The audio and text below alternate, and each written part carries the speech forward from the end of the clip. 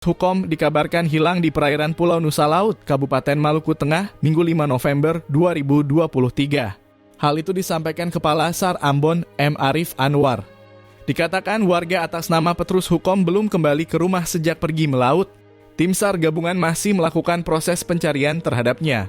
Tim SAR gabungan kembali melanjutkan operasi pencarian terhadap satu orang nelayan asal Pulau Nusa Laut yang hilang beberapa hari yang lalu, kata M. Arif Anwar.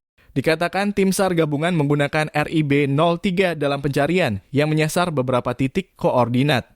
4 buah longboat masyarakat juga ikut membantu proses pencarian tersebut, termasuk keluarga korban. Namun, hingga sore hari pencarian belum membuahkan hasil.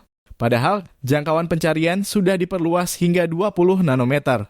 Alhasil, tim menghentikan operasi kemudian akan dilanjutkan pada Senin 6 Oktober 2023. Tribun X sekarang menghadirkan lokal menjadi Indonesia.